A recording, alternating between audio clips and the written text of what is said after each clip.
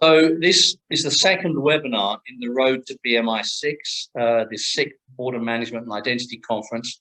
And this webinar is focused on managing health and vaccine certificates at the border and the new fraud issues to deal with due to that. I'm going to pass you over quickly to my colleague, my co-moderator. Strictly speaking, he is the lead moderator and I am the second in command. So Donato Colucci from IOM is the first moderator and I'm the second. Donato, over to you. Why don't you introduce yourself and IOM's perspective on this webinar? Good morning, everybody. Thank you, Greg. Yeah, actually too kind. We are two excellent co-presenters today. Good morning, everyone. My name is Donato Colucci. I am the head of the Border and Identity Solutions of the IOM, based in the HQ here in Geneva. It is my pleasure to welcome you to the webinar, Managing Health and Vaccine Certificates at the Border, New Frauds to Deal With, ? As many of you are aware of, due to continuous challenging global situations caused by the COVID-19 pandemic, IOM and APSCA had to keep postponing the 6th Border Management and Identity Conference, known as a BMIC, which was originally scheduled in 2020, and unfortunately we had to keep postponing until December this year, 2022. We decided to organize a series of webinars to pave the way to the in-person event. The webinar today is the second of the Road to BMIC webinar series, which IOM and APSCA co-organized in order to respond to the needs of government counterparts, international organizations, and industry experts to discuss key emerging topics of interest related to border and identity management, border security, and border facilitations, as well as cross-border mobility, especially during this unprecedented pandemic. The webinar contributes to paving the foundation for the discussion of all these issues in the in-person BMIC that will be held in Thailand, Bangkok, at the end of this year. The first webinar was held in December 2021, and the title was Digital Health Certificate for Cross-Border Mobility. And we had the pleasure to speak to more than 90 participants, and also we had very valuable speakers from WHO, IATA, European Commission, and the Common Project Foundation. The second webinar today is conducted in response to the ongoing rapid changes in the COVID pandemic situations, in parallel with the country's needs to ensure proper measures for intercepting and countering frauds in identity and travel documents, including health and vaccine certificates, and also the needs of law enforcement agencies to address these challenges in confirming the authenticity and validity of health and vaccine certificates. I hope you will gain a lot of knowledge and understanding from these webinars. We have also very knowledgeable experts to speak today, and actually we will introduce them very shortly. And let me anticipate that we look for active attention and participation from all of you. All questions are very welcome, so please feel free to type your questions in the chat box, and at any moment in time, raise your hand and the floor will be given to you for your question. Greg, over to you. I hope I provided a small framework for today. Thanks, Donato. So as Donato said, I mean, the objective of these webinars is to raise some of the subjects which actually already in the program for the 6th Border Management and Identity Conference, but we thought because we have such a long gap between the two conferences that we wanted to raise some issues for discussion and fine-tune the subjects that we will cover in the in-person conference later this year. So just to quickly go over the flow of the webinar today, once I've finished speaking, we will kick off with our first speaker. We have 3 speakers today. And we're delighted to welcome, firstly, Claudia Schwendemann from the Austrian State Printing House, followed by Jana Meyer from the Immigration and Control Expert Team at IOM. And then thirdly, Kieran Carolan, who is with ICAO based in Montreal. Claudia is in Europe, Jana is in Bangkok, Kieran is in Montreal. So thanks particularly to Kieran for making the time at this difficult, awkward time for him to participate. So each of them will make a very brief presentation, around 10 minutes or so, and then we will bring them all back for a discussion. And during the discussion, we invite you, ladies and gentlemen, to raise issues, to question them on their presentations, and to engage in a lively discussion with Donato, myself, and the three speakers. So I think without further ado, to keep to time, let's kick off. So Claudia is going to make the first presentation, and she's going to talk she's going to set the scene really, the subject of identity management in relation to health and vaccine certificates. This is a new subject which border management authorities are having to deal with, and she's going to go over some of the challenges that need to be faced and that we'll cover in the rest of the session. So Claudia, can I ask you to go ahead and share your screen, and then when you finish, we'll come back to the next speaker. Hello, everyone. I'm very happy to be here, and I would like to speak a bit about the link between identity and certificates. And when I speak about certificates, I mean all of them, the vaccine, the test, and the recovery certificates. Yeah? So what are the challenges? Here, I have it with me, is a vaccine certificate. Let's look at it. I mean, what is very obvious is this name mess. One name changed again. It's just, you know, erased by a pen. We have a passport number. This passport has expired in the 90s. This booklet is about to fall apart. So I took a tape and tried to keep the pages together. And then I traveled in Africa. I didn't have this certificate with me, but I needed to prove my yellow fever vaccine. I couldn't do it. So what I did is I got a new one. It's a very nice one. You see, it has a hologram. It has a serial number, so much better than my original, actually. It also has a passport number. In the meantime, this one also has expired, but not that many years ago. So when I got my COVID vaccines, what the authorities did here said, well, this African certificate looks much better. So we enter your 3 shots in that one, because your actual certificate is too filthy and too rubbish.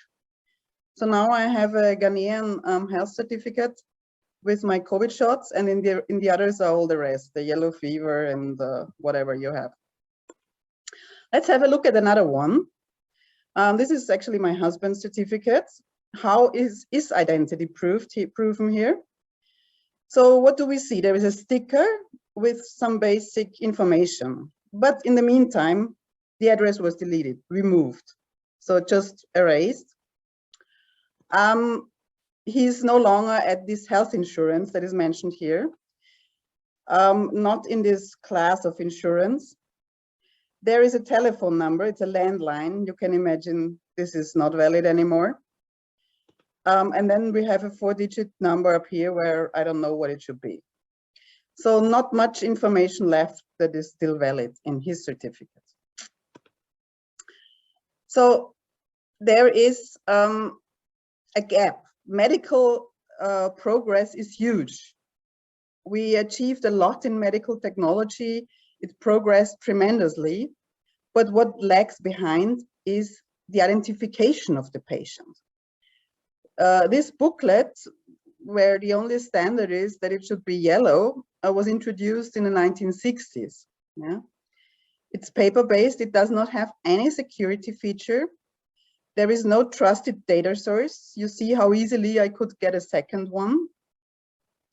The only requirement as per the specification is that there should be the name and the date of birth, no other identification feature. But however, today we need this certificate for global travel. So there should be a possibility for interoperability. And there is another issue that we came across during this pandemic, is that in many countries, identity verification can only be done by officials such as police, customs inspectors, or other state entities. However, this vaccine certificate is only valid in combination with an ID document, and you need to prove it to enter a restaurant, a cinema, a theater, to check in at the airline. So many people who are not entitled to prove your identity wanted to see your ID document. And I know many people who just didn't want to show to the electronic shop his identity card. Yeah? And then I did some research on how can we prove the genuity of this document. What should we look for? And I came across two things. The one says, if the card is not handwritten, but fully printed, be careful, because this shows that the whole card was done at the same time. And usually printers are not available everywhere.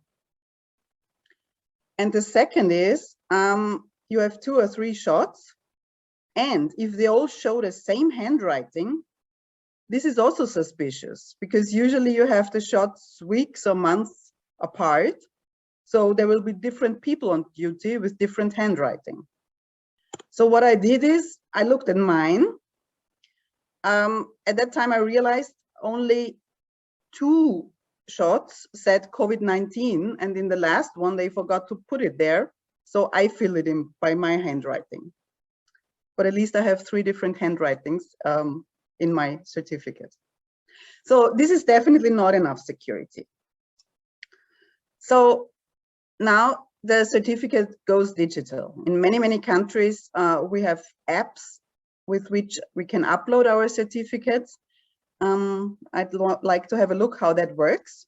So we have a QR code there. This QR code does not only hold the personal data and the shots, but is also digitally signed. This is very important. There is a sentence that says ID document required in connection with the barcode to make it valid. And very easy to see whether it's valid or not. I mean, green or red, so it flags immediately, even if you do not read the barcode. But in order to verify the genuity, you need to check the digital signature. So what the EU did is that each issuing body, which is a hospital, a test center, health authority, has his own digital key, his own private key to sign the data.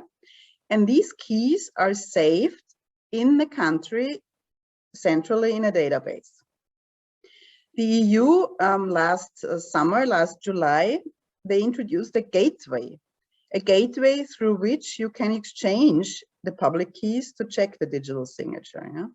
So it's not the personal data that travels across the gateway, but just a key to verify the authenticity of the data. Yeah? And members joined, I mean, all the EU joined, and many, many countries around the world joined the EU system because it was easy to use. As an example, I'd like to mention Thailand, Jordan, Benin, so really across the world, yeah. So it's quite widely used. But still, we have the need to show an ID document in addition to the certificate.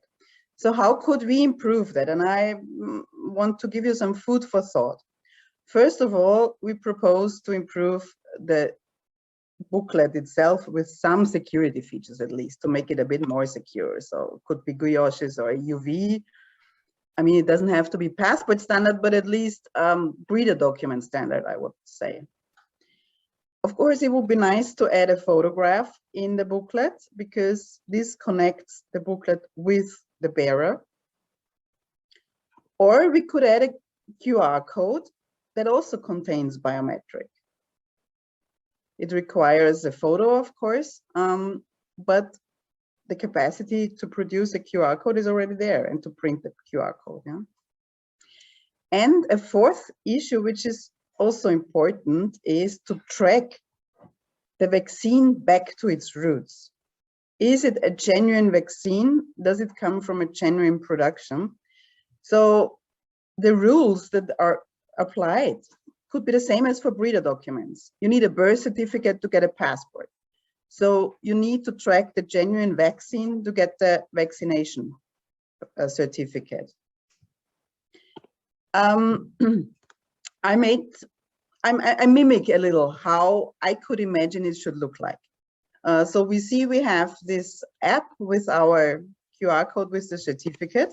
Why don't we just add a second QR code?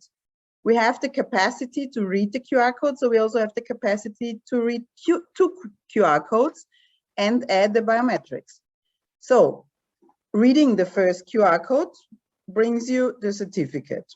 Valid, just the basic data, and very obvious green, it's valid. Huh? Then go with your same device and read the bottom QR code. And what comes up is this. And if I enlarge this, you get a photo. It's not a super photo, but it's good enough to check whether this is the person in front of you or not. So this would be my approach to link person to certificate. We have a QR code on our ID cards in addition to a chip. So if you can't read the chip, you can read the QR code with any phone and get the biometrics for instant verification to make that easier. With these thoughts, brings me to the end of my presentation, and I'm happy to take questions afterwards. Thanks. Thanks very much, Claudia. That's an excellent overview and a great proposal at the end for how we might address this. Let's do the questions in the discussion and now move swiftly on to our second speaker, Jana. Jana is with the Netherlands Border Control Authority, but she's based in Bangkok, and she's going to talk about the law enforcement measures in verifying health and vaccine certificates. Jana, can you please share your screen and go ahead?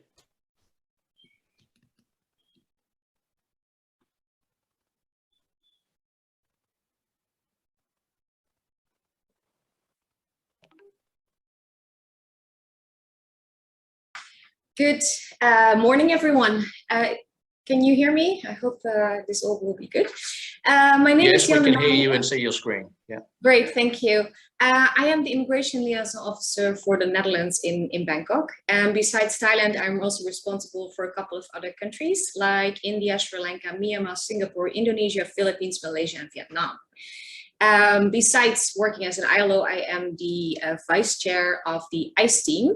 And on behalf of the ICE, on behalf of myself, I would like to thank the organization for hosting this event and also for inviting us to do a presentation. For those who are not familiar with the ICE team, I will give a short introduction before I go to the content of the presentation. So,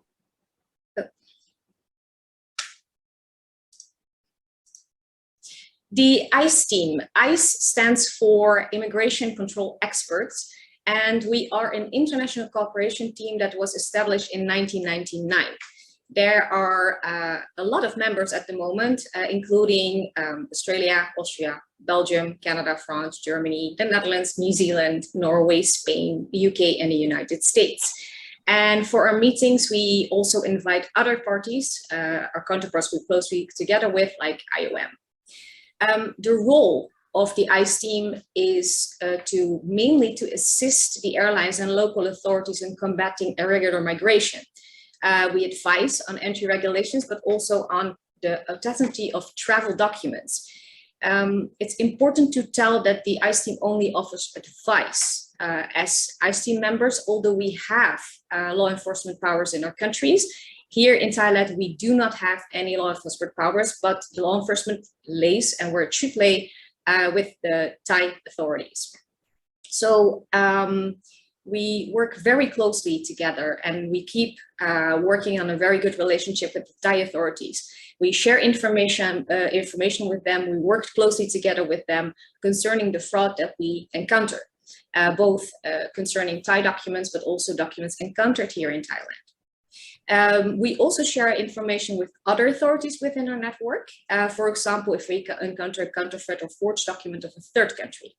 And therefore, it's important also to keep a really good cooperation with everyone and share the information of the cases that we see.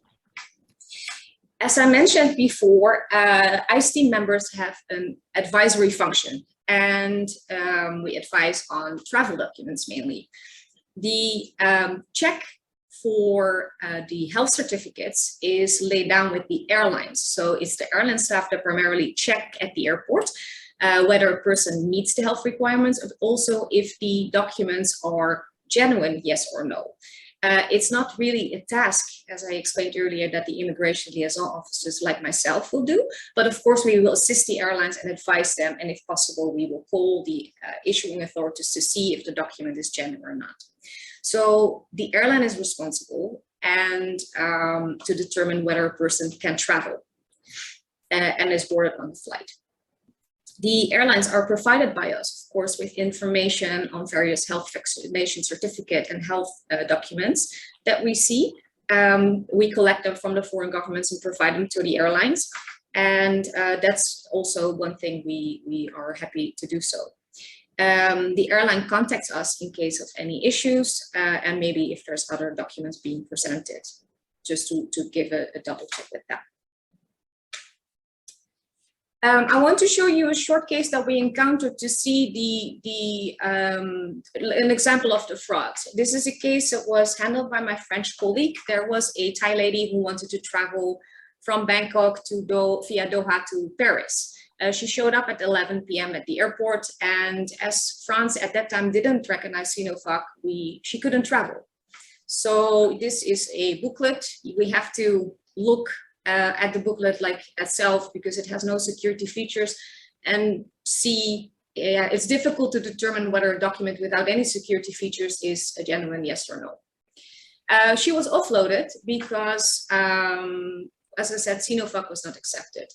2 hours later, or 3 hours later, she showed up again with a new certificate. This time she showed a Thai national health certificate, and as you can see, now she has 2 AstraZeneca vaccinations, which is interesting.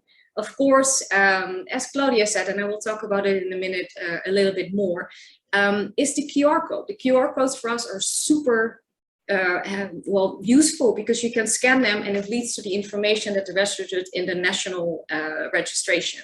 So we check the system, and indeed here it pops up. I don't know if you're able to read it, but it doesn't say 2 AstraZeneca. It says 1 CoronaVac and 1 AstraZeneca. So this is the type of fraud we have to deal with on a daily basis, and mainly the airlines. As I said, and also Claudia said, there's a huge variety of documents that we see that are presented by the airlines, that are presented to the airlines and to us as immigration liaison officers for an extra check.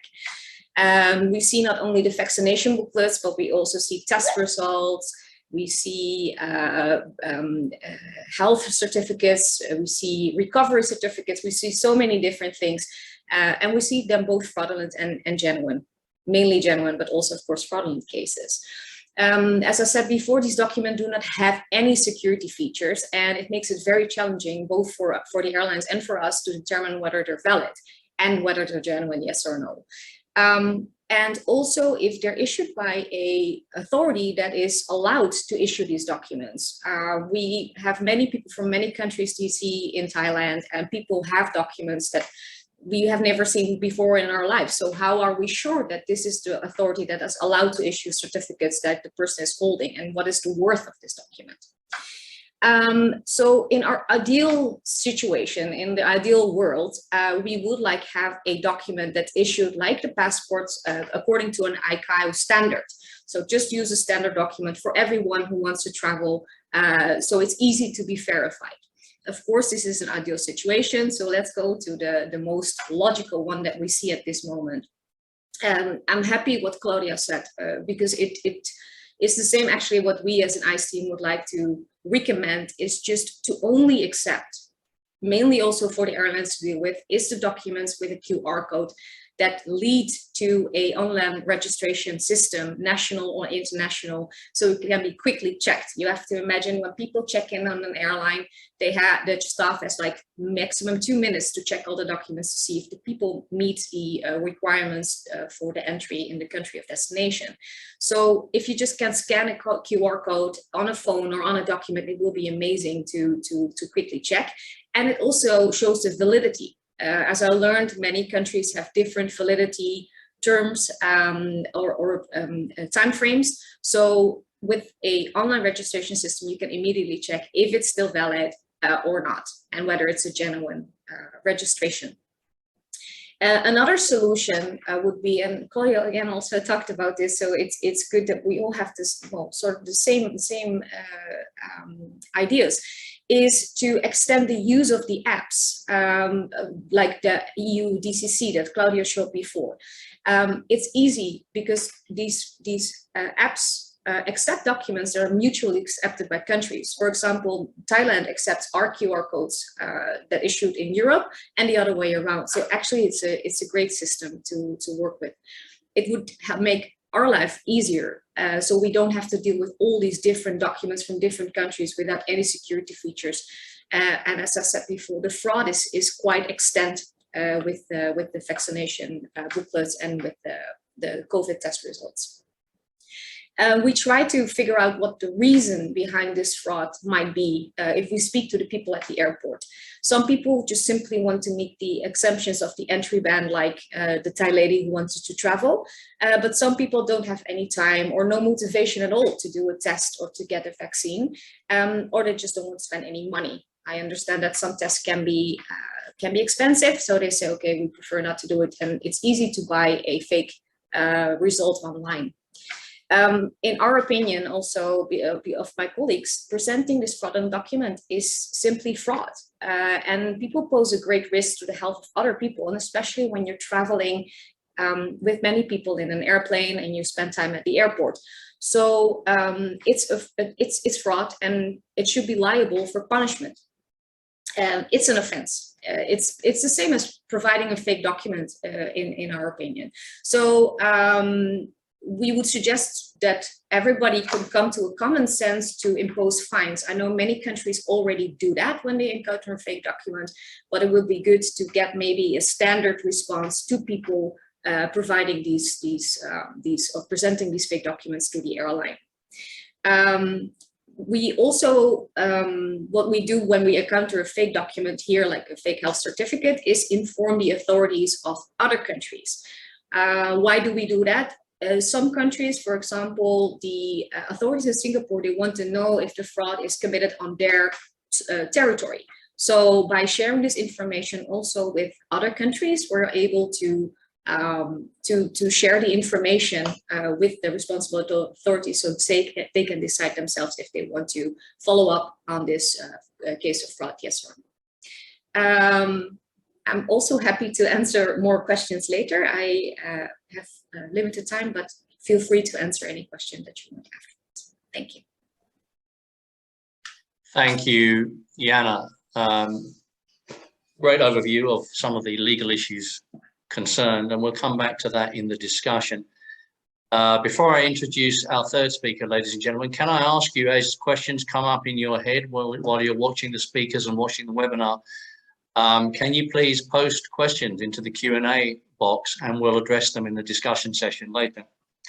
And now we move on to our third speaker, and we're delighted to have Kieran Carolan, who's here from, well, he's in Montreal. He's with ICAO in Montreal, and it's a rather inconvenient time for him, but he's made the effort to join us, and he's got some very interesting things to talk about here.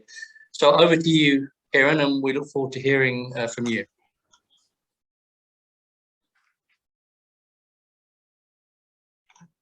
So thank you very much for the introduction, and firstly thank you to IOM and APSCA, the organisers, for inviting us to present today. Delighted to be here despite the hour. It's absolutely no problem. I'm very, very happy to be here. And as I begin, also, you'll see the shamrock on screen. You'll see that I'm wearing my green today. I am an Irishman, so I also want to wish everybody present a very happy St. Patrick's Day. It's the 17th of March. And certainly later today, I will be celebrating. You are a little bit more advanced in the day. Perhaps you have the opportunity to celebrate a little bit of Irish spirit later today. So I wish you well for the day. Today, I'm going to speak to you about a new venture known as the ICAO Health Master List. Let me begin with this presentation by giving a little bit of context that I believe many of you know, but it's important when considering the use of health proofs, proofs of vaccination, proofs of testing, and or proofs of recovery in the context of international travel, as we've heard about from the two presentations that you've just heard.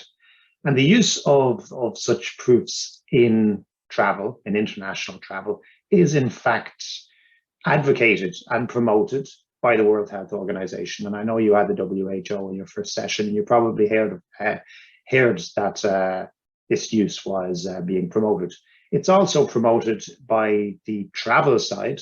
I'm from the International Civil Aviation Organization, ICAO, and we have had for a long time now, since April 2020, the CART, the Council Aviation Recovery Task Force, which is a subgroup of our Standing Council, which has devised guidance for health measures and implementation of particular actions to deal with the COVID-19 pandemic in aviation.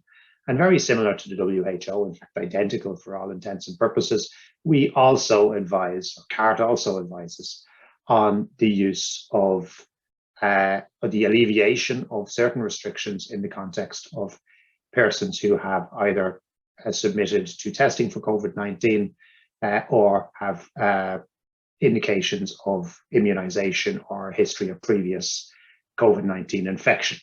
So in the context of travel, what's important to note is that this becomes quite difficult when we're talking about crossing borders and dealing internationally. In a domestic context, use of health proofs like this can be quite convenient, and we see that across the world in many, many countries.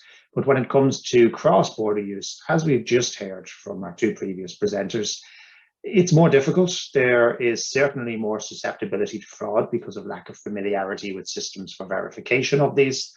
And there's also hassles around facilitation, speed, and efficiency in validating, as well as security. But let's focus on security for a moment. And let me make the contention that the key word when you're talking about acceptance of these particular health proofs for travel and potentially to alleviate some of the restrictions that would otherwise apply, the key word is trust. It is absolutely vital and it's absolutely imperative that the recipient, and in the case of cross-border travel, this is a recipient in another country that you're traveling to, is able to trust the document and trust the information contained within that document to make appropriate and legitimate decisions about the handling of you as an international passenger in aviation, or indeed crossing borders in another way. Now, CART, and I mentioned CART in the first slide, in terms of our guidance, has actually additional recommendations that describe what I'll call criteria for health proofs utilized in international travel. Essentially, there are 5. I'll read them, they're shown on screen. These proofs must be secure, they must be verifiable, they must be convenient to use, they must be compliant with privacy and data protection regulations, and they should be globally interoperable. Now, these criteria that we as ICAO have developed align very closely, and this is probably unsurprising, with what you would call typical features of the passport. And this is not surprising because ICAO has been developing specifications for the passport for some 40 years. And the passport, of course, will be a document that complies with all of the requirements shown on the left-hand side of the screen here. What's great about the passport, of course, is that it's a known and trusted document, and the electronic passport, at least, is issued in more than 145 states. So this is really great. And ICAO has, and others around the world can look at the passport, the electronic passport as a particular case, and say, well, why don't we replicate what has been done for the passport with the particular instance of health proofs? And of course, that's a very, very logical consideration to put forward. But there's a challenge here in that we've been developing the passport in ICAO and specifications for that for more than 40 years. So we've had a long time to develop our own capabilities and our own specifications, and of course for states to do the same, to develop their own issuance capabilities and verification capabilities.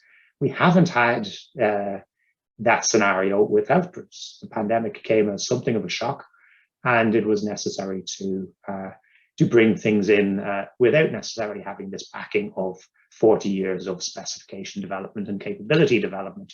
So what has happened with health proofs is we have, and we've heard it from the previous presentations, a plethora of different formats, some text only, some encoding information in barcodes, nature of these barcodes being different. And this, of course, creates problems for the receiving countries who are faced with all sorts of formats, different amounts of information, different levels of information encoded in different ways and presented to people who in many cases are not health experts, or in most cases in travel, are not health experts and cannot be familiar with more than 100 different formats and the verification of those. So let's think about this particular situation with numerous formats. What can we do? Well, I mentioned earlier global interoperability as something that we hope to realize and something that's realized with the passport. In this current health credential situation, we cannot necessarily advocate for full global interoperability. Global interoperability would suggest that the data that is present is always the same. It can be parsed the same way, it can be read the same way.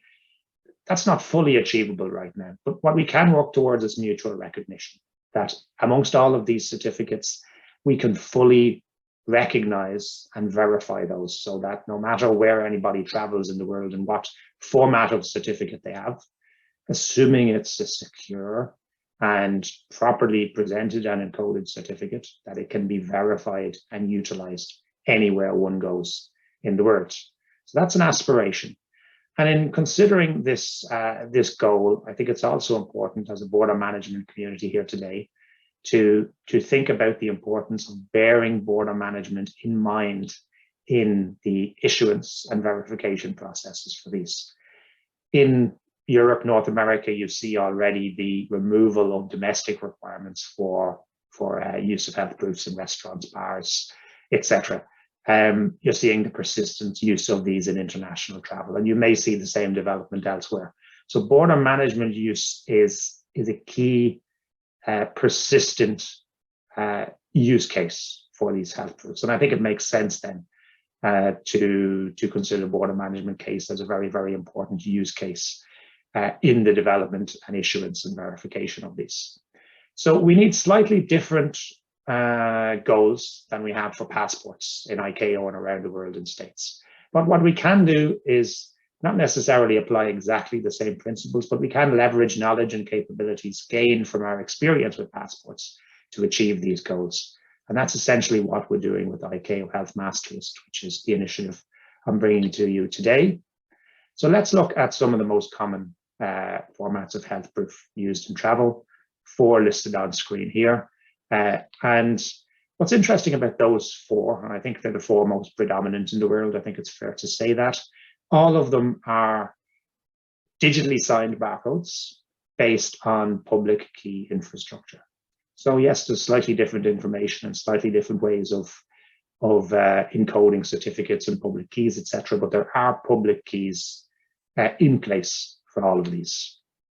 The challenge is that the source, the trust registry, or the source of information on these public keys, which is necessary for validation of the digital signature applied to different barcodes, is spread across different sources. For the ICAO solution, we have the ICAO Public Key Directory, which I'm responsible for. In the case of digital COVID certificates in the EU, we've already heard from Claudia, it's the EU Gateway. For smart health cards, it's the Common Trust Network. I know you had a presentation from them in the first of the Road to BMIC seminars. For DVOC, which is the Indian solution used in other countries, for example, Sri Lanka, Jamaica, there's no defined trust registry. So this is a problem for receiving country. They have to go to all sorts of different locations to retrieve public key information for verification. It's not a one-time thing, it's something they need to do repeatedly as new keys are issued and utilized for these health proofs. So what can we do? Well, we can aim to bring all this information together into a single trusted source. And that is what the ICAO Health Master List is. In one statement, it is simply a list of public key certificates that is compiled by ICAO from states around the world, and it's signed by ICAO for trust based on the fact we've digitally signed it, which allows you to trust the information, and we have collected these certificates in a very trusted way. There is no certificate format requirements, checking my timing. There is no dependency on your involvement with the ICAO PKD, which is a question sometimes people have. And like I say, very, very trustworthy. So this is something that we have launched very recently to try to bring together the disparate information into a central trusted source. How would this work in the context of validating health proofs and barcodes? Well, essentially, it should be input to software for processing different formats of health proof. So let's call it a universal verifier app or something like that. You have this app, and in the background of this app, it must have all of the public key certificates. And the ICAO Health Master List can be the source of this information. And together with this information, the software will be able to give automated and trusted indication of both the authenticity of the health proof, that it is issued by a legitimate authority, and the integrity. That means that the data has not been altered post-issuance.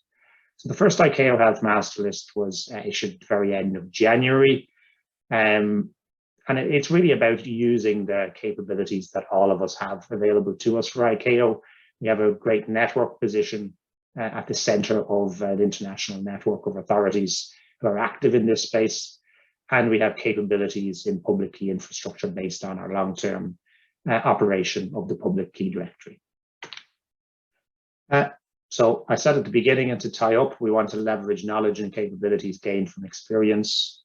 For ICAO, this means we're utilizing our PKI knowledge, our capabilities in trustworthy certificate collection gained from our passport work, and the experience of delivering these to international authorities, but also states, because we're using a known format that they recognize and utilize in their day-to-day border management activities already.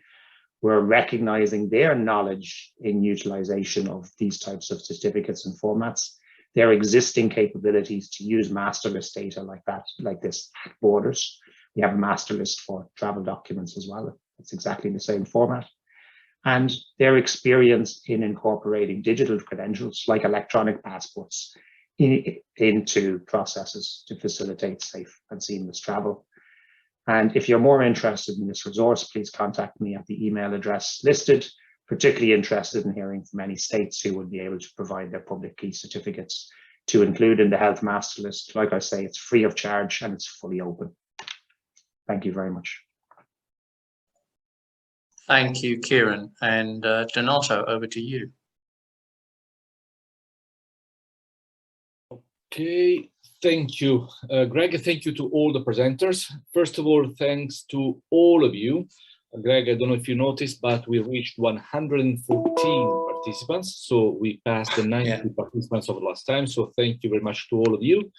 And thanks to the presenter, in particular, for the time, Kieran, of course, and the other two presenters will apologize, will allow me to give him a special thank. So allow me to go through the three presenters, and maybe in the meantime, I can ask the participants to think about questions.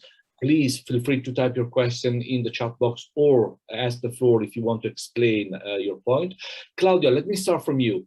First of all, allow me to notice the very innovative approach of your presentation. Usually we have to wait until the last slide to understand exactly what are the challenges that we have today deal with. And you started exactly with a key challenge that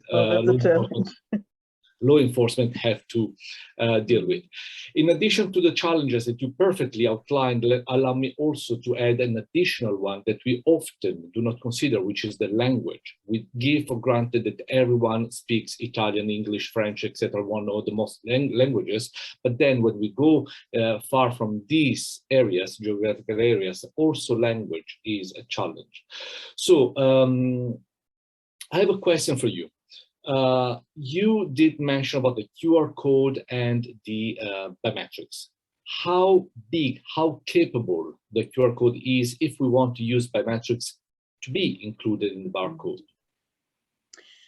Let me give you an example. I showed you my photo and also my personal data. It's more or less the machine readable zone of the barcode. So this amount of data in this case is close to 2 kilobytes. So that's not very much. You see the photo was pretty pixeled. Okay, but I think it's much, much better than nothing. I mean, you could recognize me, I hope.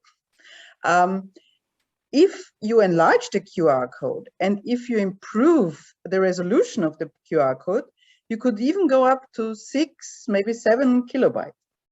When I say enlarge, I would mean with 6 kilobytes, it would have the size of the credit card, for example. Yeah, so it would fill a square with the full height of a credit card. So the 2 kilobyte QR code is quite a bit smaller, about half that size, and it still holds a recognizable photo. Thank you very much, Claudia. Jana, of course, very interesting presentation also from your side. ICE team is a team of friends that I had the pleasure working with. For those that are not aware, I was based in Bangkok until November 2021, and we've been working and cooperating with the ICE team. So the ICE team is one of the most active, and let me also say proactive and effective information exchange platform. This is another very important piece of the information that we have to start considering. So not only the capacities of the countries to intercept frauds and forgeries, but also the possibility for these countries to learn from each other.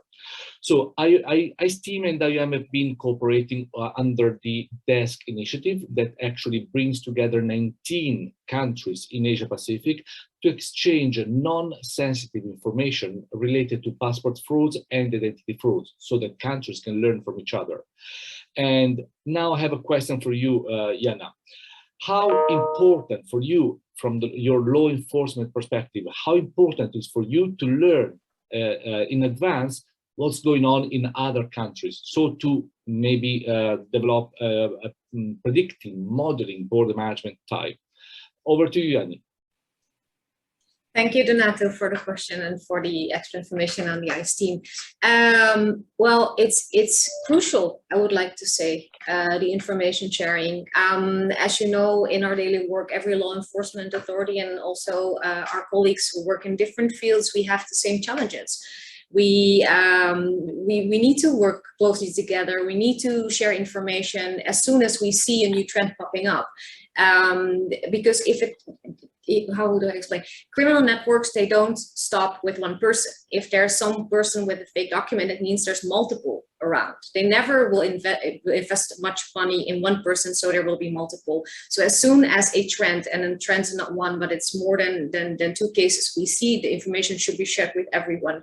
Because if a case is encountered, for example, in Thailand, I'm pretty sure it will happen in the Middle East. It will happen like in South America. So for our daily work, the information sharing it's a crucial thing. Absolutely, yeah. Thank you very much, Yanni. And last but not least, Kieran, I cannot start my very small comment without highlighting one of the key words that you did mention in your presentation that actually can cover the entire discussions today, which is trust. How can countries trust with each other? So also very fascinating the criteria that you listed, and allow me not to enter into details and not to represent what you already presented, but I do have a question for you, Kieran. You did mention in your presentation that the health master list can be an input to a software solution that will provide for mutual recognition of health proofs. Who is going to develop such software, or how is ICAO dealing with this matter? That's a great question, Donato. And let me begin with the example of the passport to maybe think about this like I did in my presentation. Ideally, states will integrate this within their border management infrastructure so that we don't have a situation whereby a passenger passes through a border and their passport is dealt with using, let's say, fixed infrastructure, but we have officers from a health authority or from the border management authority or immigration authority or law enforcement authority, whoever has a responsibility, carrying phones or tablets around to scan the health documentation separately. So ideally, it should be integrated into the fixed infrastructure that's present at an airport or at another border. But that takes some time. And that's one of the reasons that I emphasize the need to take into account the border management situation in my presentation, because these systems tend to be restricted from a security perspective and not easy to adapt and change and bring in place new software and new code, new capabilities and new data. So in the interim, we can proceed with, let's say, universal verifier apps, and that's what I described. ICAO itself is not intending or not looking to develop those, but we are looking to partner or to support entities that would develop any of those. And they could come from industry, so I don't discount that. One group that I would like to mention specifically is the G20. The G20 is currently being chaired by Indonesia, and they have health working groups that have stated intentions to develop capabilities for the mutual recognition of multiple certificates, just as I described in my presentation. So they're discussions that are ongoing and developments that are happening in one group that I can specifically mention. But the health master list can be an input to their work or in the development of anyone's efforts to mutually recognize different formats of health proof to the advantage of international travel.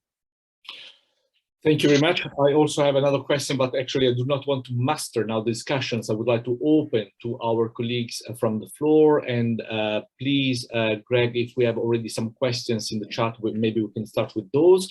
In the meantime, colleagues, please keep asking questions in the chat box. And I think that we have one question that we can ask to all the presenters now. If you will share your presentations with the participants in the event of today. Just a thumb up will be okay, or so I see a small thumb up from Yanni, and then Claudia, will you share your presentation, and Kieran?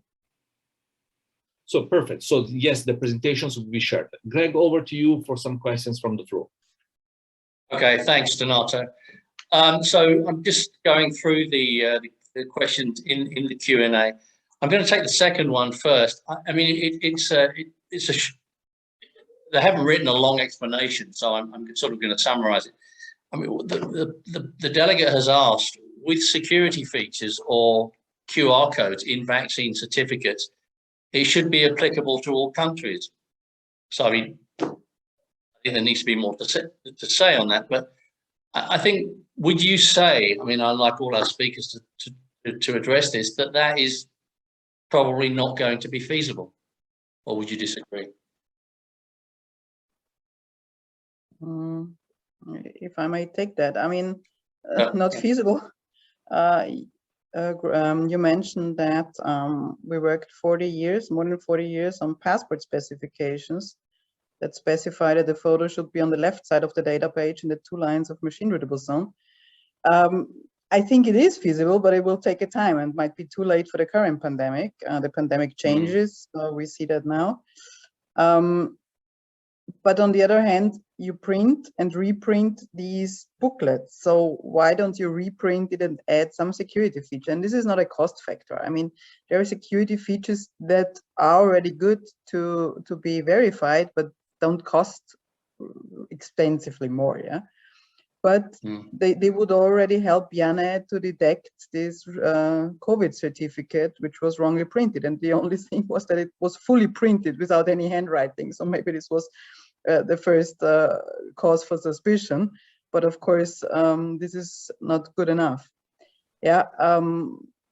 so I would be happy to volunteer for some basic specifications for an improved security of the certificate. Jana, Kieran, go on. Yeah, just to come to this, obviously there's responsibility on two sides when you're talking about acceptance of vaccination certificates in all countries. There's the responsibility on the issuing authority in the state to issue something that is, let's say, suitably secure.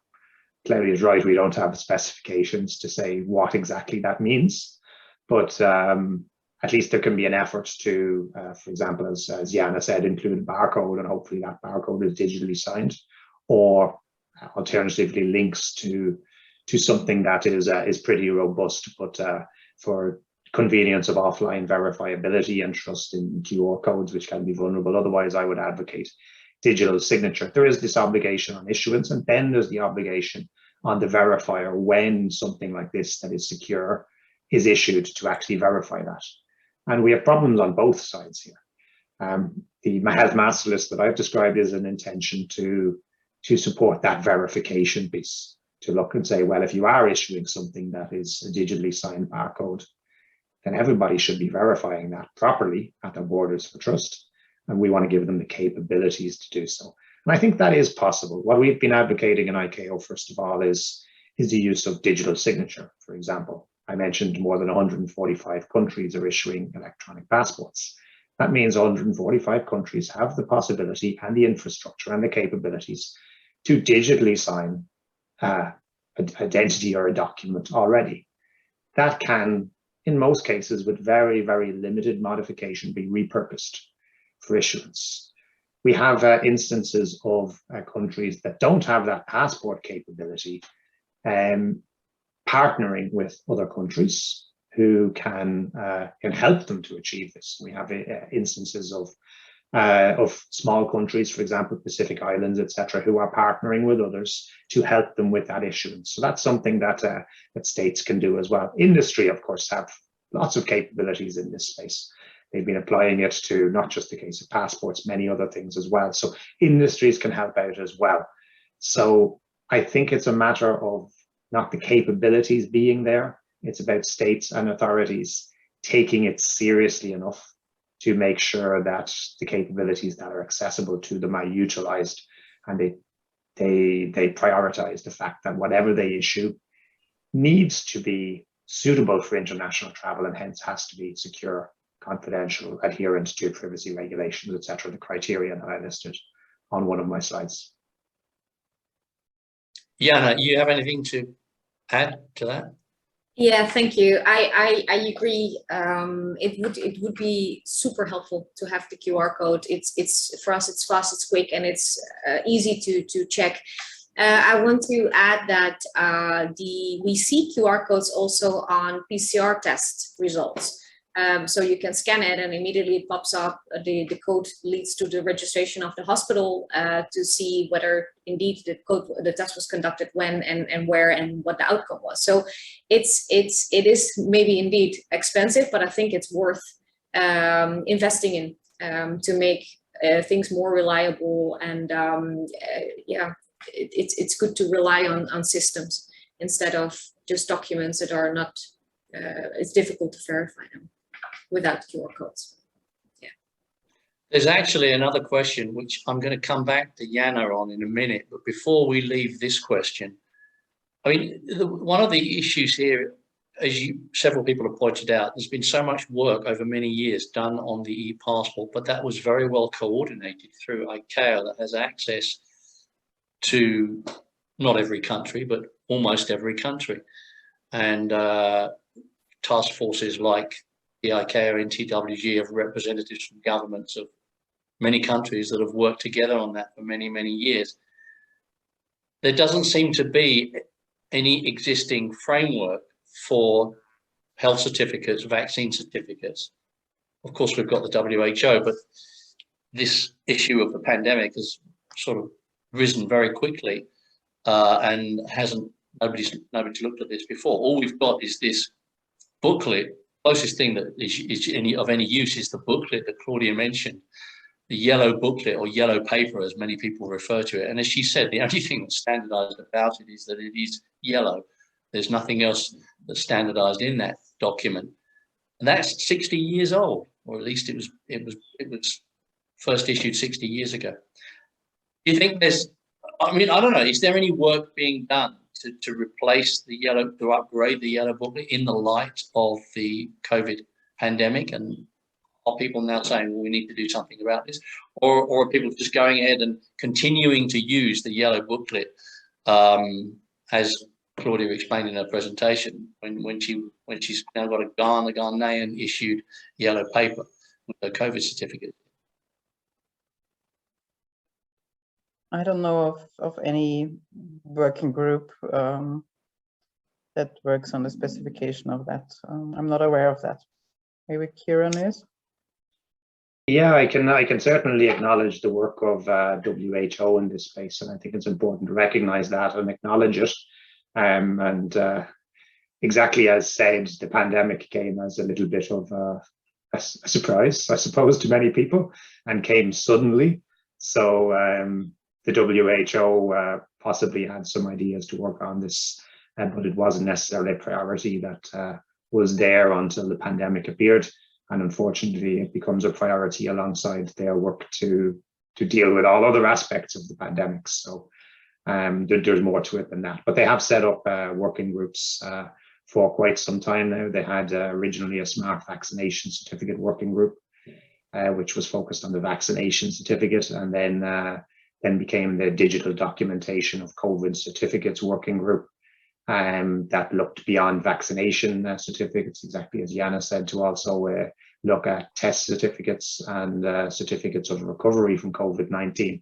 They have published some general guidance documents on that, and that advocate, for example, what we said in response to the last question, that in principle using digitally signed barcodes is a good way to engender trust in these certificates.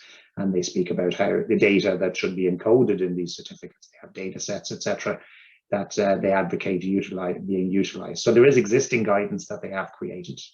And I can say that they continue to work on this.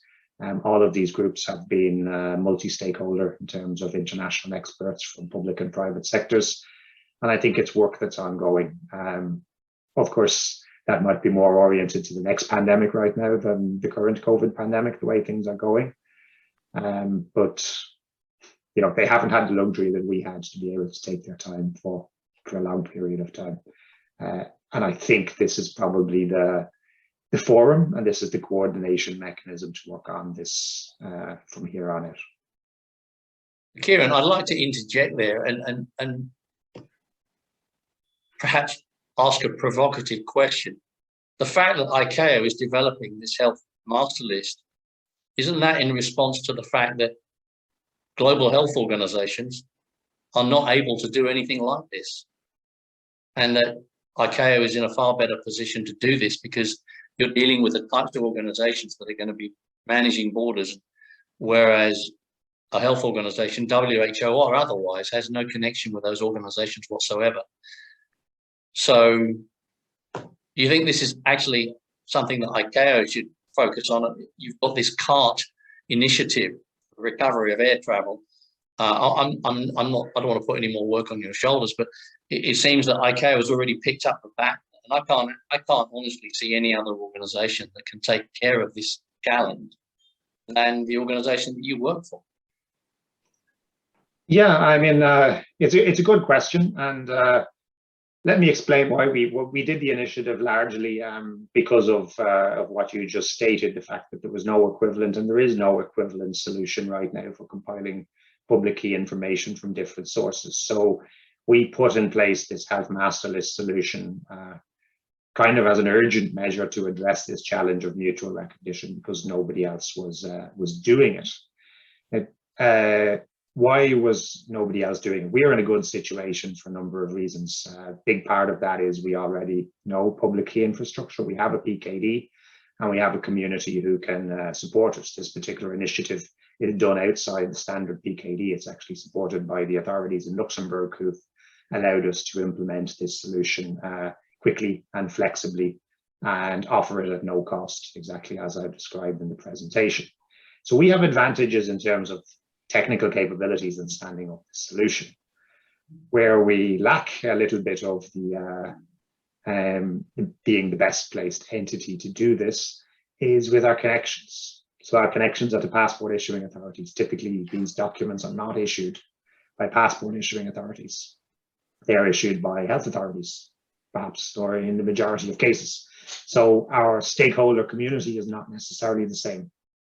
So I think we've been good. We're well placed and possibly best placed to stand this up quickly, which is what we've done. Are we best placed to be the only entity or the entity that does this for the long and foreseeable future? I think that's a discussion to be had, and it might not necessarily be the case. No matter what the best way to move forward with this, I think what needs to be said, it needs to be collaborative. So we are working, and we need to work with the WHO and with the international health community to reach the right people. If they're doing the task, obviously, as I've stated in my presentation, I believe they should be leveraging the experience and the knowledge that's already out there in the international community. And ICAO is an important stakeholder in that. So I don't want to say one entity or the other is the best placed. We have different responsibilities, we have different mandates, and we have different capabilities that are complementary, but fundamentally, I think we all need to work together to make sure that solutions that are developed and put in place are comprehensive, complete, easy to use for states in a border management context being considered as well. And that collaboration is happening, and I think is going to continue, so that hopefully as an international community, we're better placed and already have things in place that when the next pandemic happens, who knows when that is, we're not scratching around trying to put something in place quickly, looking for people to help with that. We already have something there that can be utilized. Right, thanks for those comments. It certainly looks like an opportunity for ICAO. Anyway, let me go back to the other question that I mentioned before, because a lot of people have said, obviously, having QR codes that you can read at a border simplifies things enormously, and Jana mentioned that. So there's a question here: is there any case of fraud involving fake QR codes that link back to fake national vaccination websites that look exactly like the official site? Jana or anybody? Yeah, I'm happy to answer that question. At this moment, I haven't seen that yet. Usually when you have a fake QR code, it leads to nothing. But at this moment, I'm in contact with the authority of a country in South America, because I think I have encountered a fake website and it's not a health document, it's another document, but when you scan the code, it leads to a different website than the official website of the authority. So I think people are capable of doing it. Yes, absolutely. Okay. So, I mean, that's something that we need to watch out for. I think that question was also raised in the first webinar as well. There's some questions. I mean, there's a question which I don't really think is particularly relevant for this webinar, but it is important for the whole subject that we're addressing here, which is the fact that there are many types of vaccination, and some countries don't accept certain types of vaccinations. So even if we have genuine vaccination traveling certificates, it will still not always be possible, at least based on the current situation, to travel. How can we systemize on that? I don't know if anybody wants to say anything on that, but to me, that's the question for individual countries. What would you say about that, Janata? I think there is a challenge. Now, if you compare passports are static, stable. They look like this, and you can cross a border. With vaccine certificates, the requirements change so often. Certain types of vaccines are not accepted. Then the last vaccination is too long ago. It's only valid for 6 months, or is it 9 months? Here it was 9 months. Now they reduced it to 6 months. And then even within my small country, we have different requirements in different provinces. Vienna still requires vaccination or recovery to enter a restaurant. But if you go just outside Vienna anyone can go to a restaurant. So even within one country, there are different regulations. And I think this is the challenge, to keep track and stay on top when people travel globally from one country to the other, transiting in one country, but still needing to fulfill the requirement. No? And which we saw with the lady that Janne showed, who wanted to travel on Sinovac, but now she has Sinovac. I mean, she cannot change that anymore. That was a few months ago. So will she never be able to travel because she decided for the wrong vaccine in the first place? That's the problem. Yeah, so this is a fluid situation which is going to continue to change, particularly as we're opening up now. And I noticed just a few days, well, not a few days ago, about 9 days ago, India has now announced that they're reopening their borders, and they've simplified the requirements significantly from what they were before, only about 2 months ago. So things are changing very, very quickly. There's a question here for Kieran, a couple of questions actually. From the official website, the master list currently contains 331 certificates from ICAO PKD participants. Could you please introduce more current progress, like the number of participants, that's not difficult, regarding the ICAO health master list? Yes, excellent question again, thank you. The number 331 from ICAO PKD participants is not the health master list. Let me be clear about that. I did state that we are redoing something in the health side that we've already done in the travel document side. What we've done in the travel document side is the master list with the 331 certificates. Obviously, we've been collecting those for much, much longer than the period of 2 months or less, 1.5 months since we've launched this. The health master list is much smaller. Right now, we have, I can almost name the countries. I hope I don't forget any. We have on it the Australia, Japan, Netherlands, Luxembourg, Hungary, and Estonia on the list of certificates associated with those. So Australia and Japan are using the ICAO Visible Digital Seal format for their vaccination certificates, and the other countries that I mentioned are all part of the European Union Digital COVID Certificate. We're engaged with a couple of others to obtain the certificate or to obtain it in a trusted manner. Let me explain that. I started out with the slide saying trust is key, and this is also for the health master list. It's not simply a matter of ICAO scraping together public key certificates from somewhere that Claudia sends me an email and says, hey, Kieran, you know, I have a certificate that comes from, let's say, Thailand. Do you want it? That's not to say I trust or I don't trust Claudia, but Claudia is not who I get the Thai certificate from. I should get that from a Thai authority. And I should get it from them in a trusted manner, not a random email from somebody who I'm not sure that it's coming from. Meaning you don't trust me, hmm? It's just, it's the case for what we put our trust in for receiving these certificates is that it comes from a governmental authority, and typically we want an in-person handover. And because we apply this rigorous way of attaining the certificates, those who achieve or who retrieve our master list can in principle trust it as well, because we've been very rigorous in our procedures. So I have other certificates, for example, from other countries that are not yet in the master list, because we have to confirm them according to our rules and procedures. So that's an ongoing process, and we're working on that. We are engaged with several of the DVOC countries. I've calls set up with them during the week, and hopefully we'll get some of the DVOC certificates. I am engaged in several discussions with Canada, who issued the Smart Health Card in order to get their certificates on board.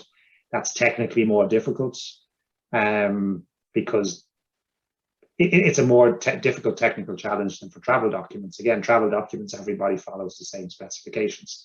Health documents, people are doing related but different things. So the way they look after their public keys and their public key certificates with Smart Health Card is different and requires extra steps, apparently, in order to accommodate them as public key certificates in our health master list. So it's taking a few weeks.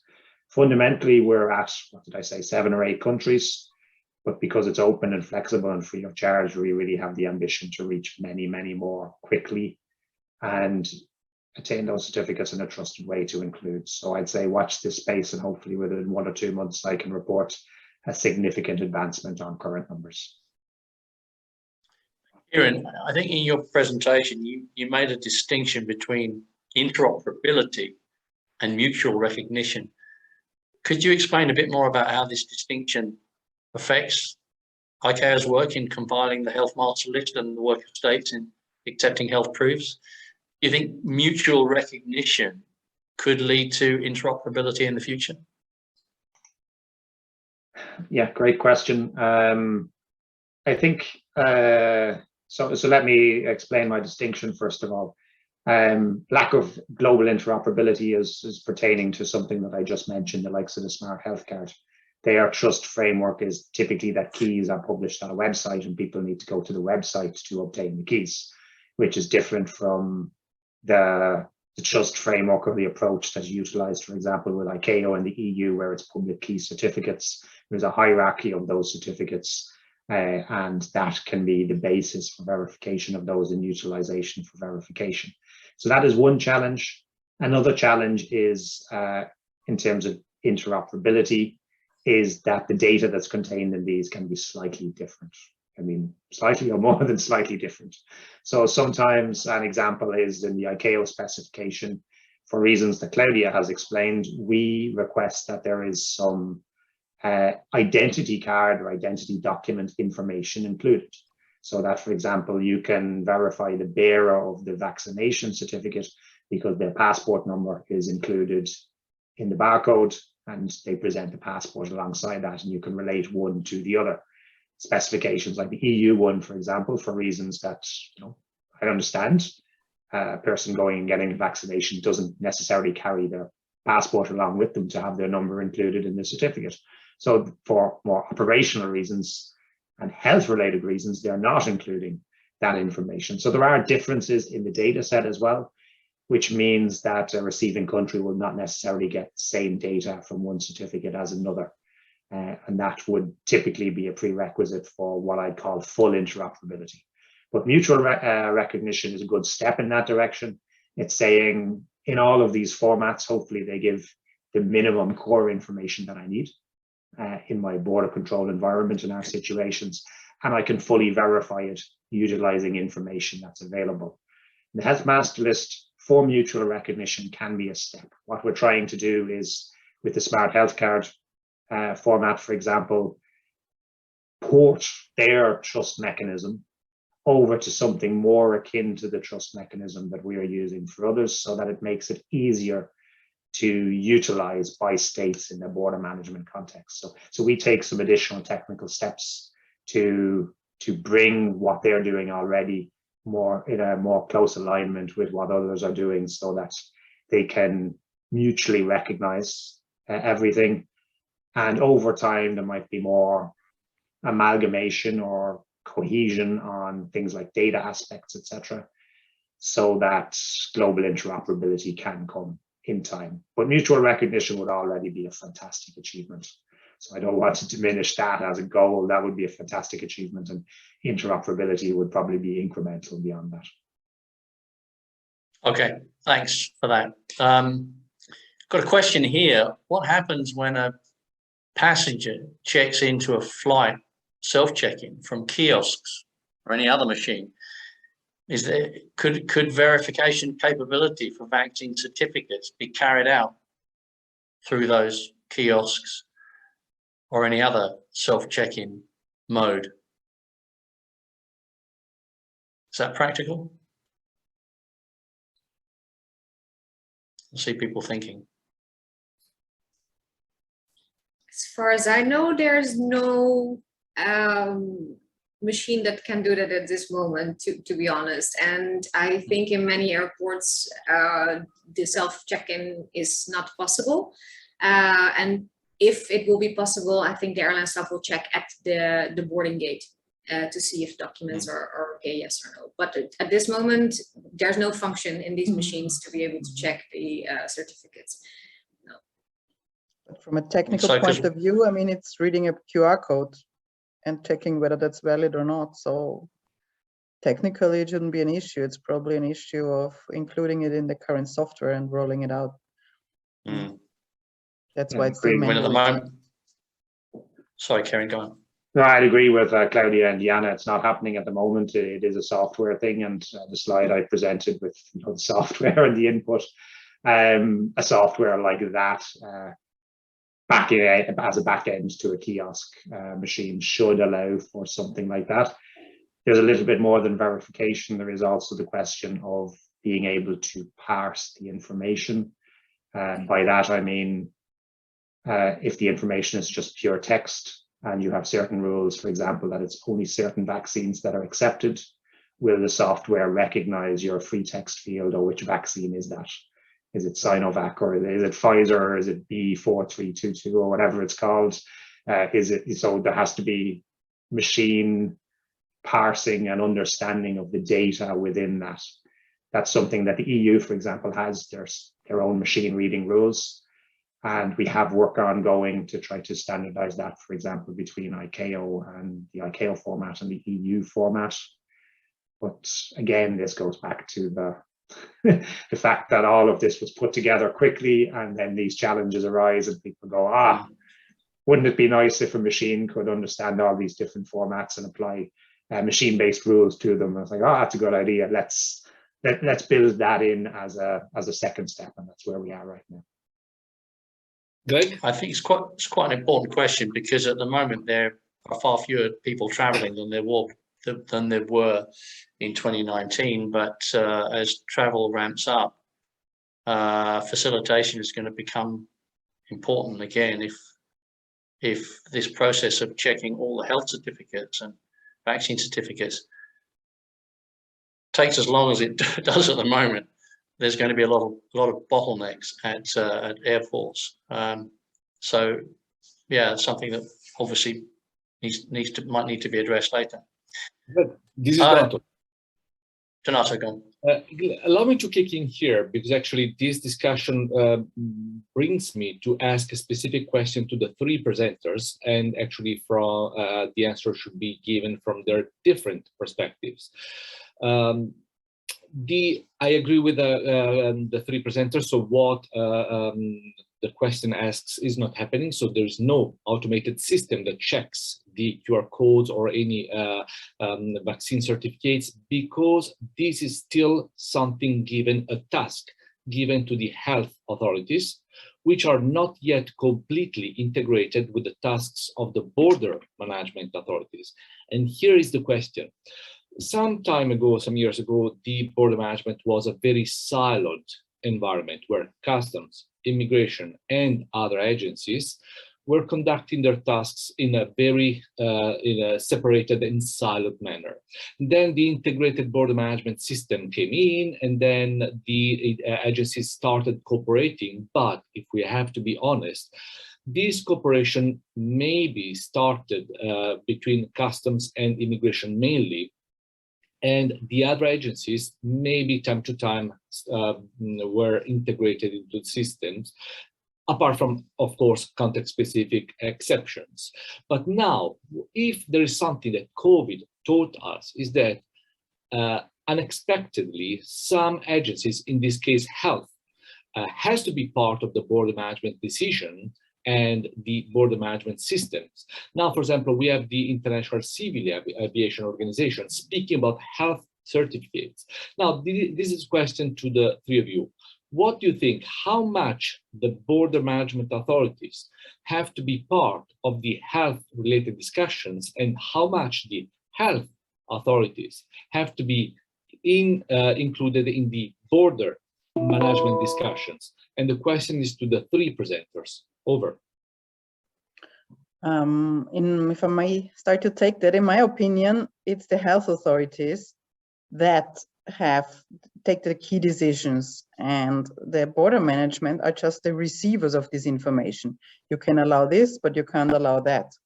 But they shouldn't be part of the discussion, because they don't know the pandemic and how it spreads, etc. So this should be under the umbrella of the health authority.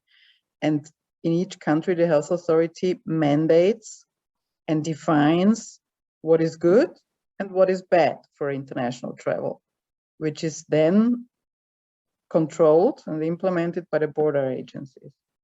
That's Thank you, Claudia.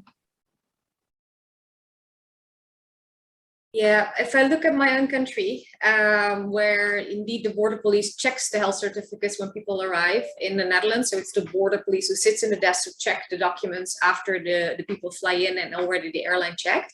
I think they should be part of the discussion, because the Ministry of Health is imposing these regulations not only on the border police, but also on us. We also work for a different ministry and on many different ministries. Actually, if I look at the Netherlands, there's like 6 involved, only in one travel from one country to another. So it's good to get people who have to how do you say it, to bring in practice what the people from one ministry think of. It's good to discuss it also with other people from other ministries in the beginning, to see if the rules that they think of are indeed, if they're able to fulfill these tasks. Because now if I look at the border police that have to decide, just like the airlines, on so many different vaccination booklets, health certificates, and recovery documents, it's another task that they get without having any influence on the decision process in the beginning. As I said, if we only would have accepted people with a QR code, it would have been much easier. So I think it's important, not on like which vaccination is relevant or not, but how to bring in practice what they decide on in a higher level or different level. I think it's important to do so. Yeah. Thank you very much, Yanni. And Kieran? I'd have to agree with Jana on this one. I think it's important for, like, you know, operationalization of health requirements, that the people who are going to be most corely involved in that operationalization have a say to make sure that it's realistic and it's proper.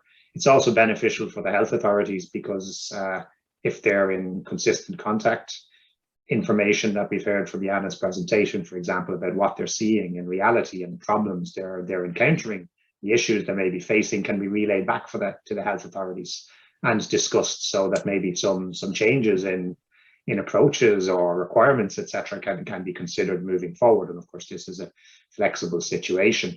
I would just add that in ICAO, this is something that we take dearly to heart. You mentioned, Donato, integrated border management. It's a reality that work across different authorities is required for facilitation generally. We have in ICAO the concept of National Air Transport Facilitation Committees.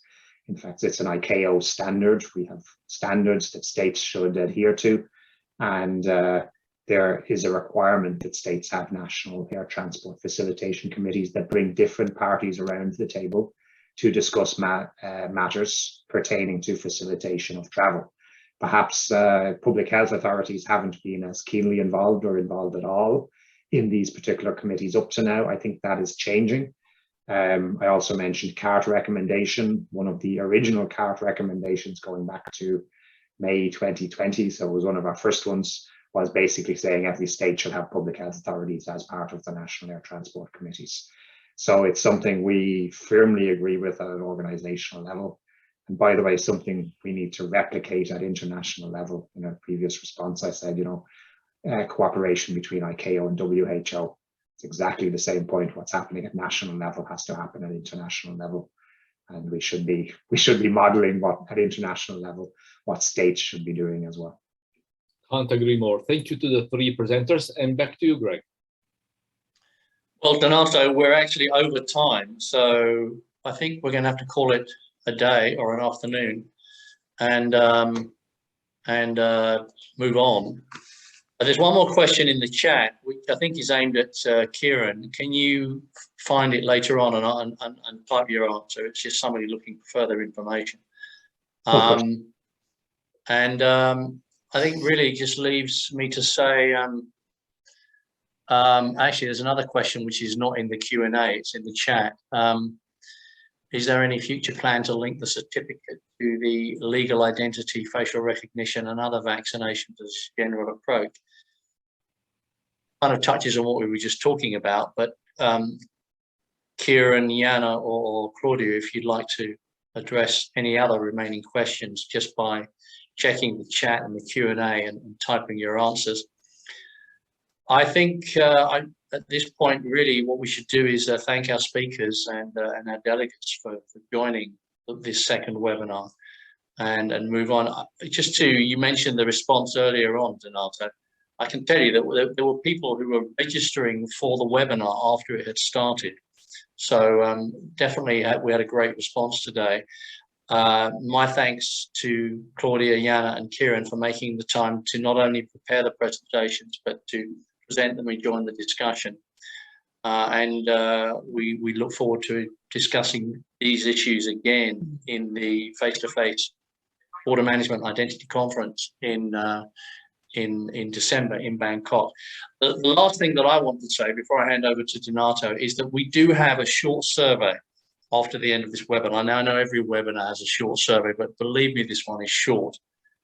It will pop up in your browser as soon as you leave this webinar, and it is only 4 questions. I guarantee you can answer the survey in less than a minute, but it's very important for us to be able to organize the next webinar and to get your feedback about the direction that we're going in regarding not only the next webinar, but the conference in Bangkok in December. So please make sure you answer that 4-question survey when the webinar closes. Donato, over to you. Thank you, Greg. And let me reiterate exactly what you said, colleagues. We need your feedback in order to be as relevant as possible. Just for your information, the topics that we should have addressed today completely changed based on the feedback that we received after the first webinar. So please, and actually the response was there because more participants attended to the event today. So please, only 4 questions and a few seconds. Greg, how can we summarize this very informative day by highlighting some keywords? Let's start with trust. Countries have to start building mutual trust, cooperation and coordination. Despite the topic keep changing from webinar to webinar, cooperation and coordination, integration of the operations, these are words that regularly come into play. Information exchange. Now we have more information that need to be exchanged in order to predict possible fraud and misuse and of the national framework. Last but not least, facilitation. Countries have been locked for the last 2 years, and countries started realizing that they cannot remain closed. If the national and international communities do not start addressing the challenges of living and working within the context of the COVID-19 pandemic, I think that national economies will be heavily impacted. And these kind of webinars and the conference in Bangkok will definitely contribute to reopening of the borders. And with these words, I would like to thank the presenters, my co-presenter, Greg, thank you very much, always a pleasure working with you, all the colleagues behind this chat, Zoe, Varporn, and actually Veronica, and I'm sure that I'm forgetting a number of those. And of course, thanks to all of you for participating to the webinar today. Thank you very much. And don't forget that in a couple of months or maybe less, we will have the 3rd webinar. Thank you very much. Thank you, everyone. Bye-bye. Thanks, It was my everyone. pleasure. Thanks for joining. Bye-bye. See you next time.